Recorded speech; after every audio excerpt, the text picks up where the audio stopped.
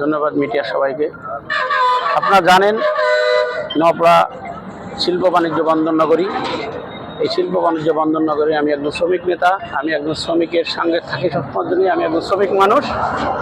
আমি যখন এখান থেকে যাচ্ছিলাম আমার দৈনন্দিন কাজে, আমার সামনেই আমি এখানে একটা বিকট আওয়াজ শুনে আমি মোটরসাইকেলটা থামাই আমি দেখি আমার সামনে অ্যাক্সিডেন্টটা হয়েছে।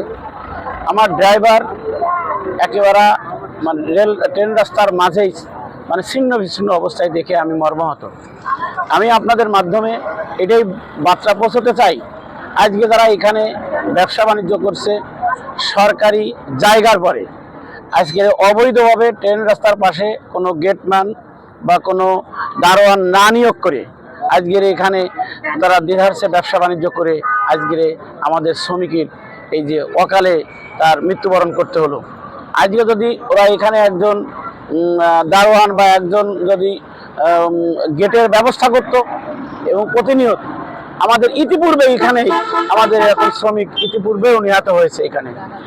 আজকে আমরা আপনাদের মাধ্যমে সরকারকে জানাতে চাই এবং রেল কোম্পানির পরিচালককে আমি বার্তা পৌঁছাতে চাই, আপনারা অনতিবিলম্বে যদি এইখানে এর ব্যবস্থা না করেন, এইখানকে যারা অবৈধভাবে ব্যবসা করছে তাদের এই দায় দায়িত্ব তাদের ঘাড়েই বর্তাবে না। শুধু আজকের এই বাংলাদেশ সরকারের দায় দায়িত্ব বর্তায়। একজন শ্রমিক আজ সারাদিন দেশের এ প্রান্ত থেকে ও প্রান্তে এই যে পরিবহন করে মাল বহন করে।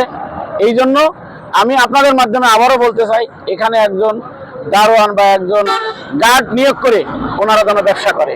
এই সুমন বোস পিডব্লিউ যশোর।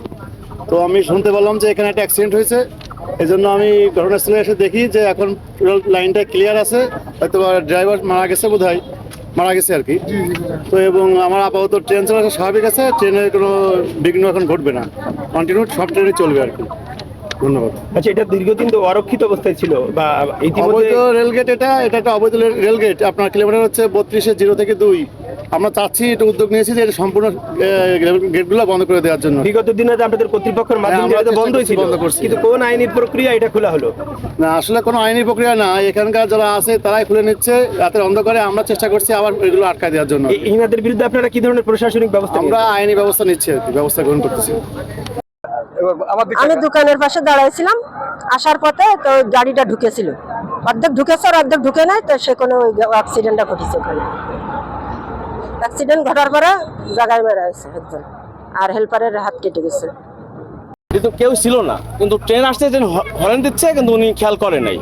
না করলে ট্রেন তো আর দাঁড়ায় না, ট্রেনের গতি চলে আসছে, আপনার ট্র্যাককে মেরে দিচ্ছে, ট্র্যাক উল্টে গেছে। উল্টে যাওয়ার পরে ড্রাইভার পড়ে গেছে, ওর শেষায় চলে গেছে, যার পরে উনি জায়গায় মারা গেছে।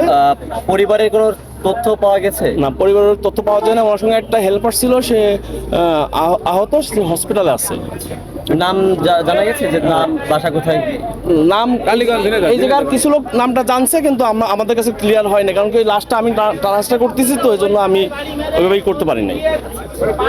ঠিক আছে। আর দ্বিতীয়ত আপনার এই গেটগুলো সব হলো অবৈধ গেট।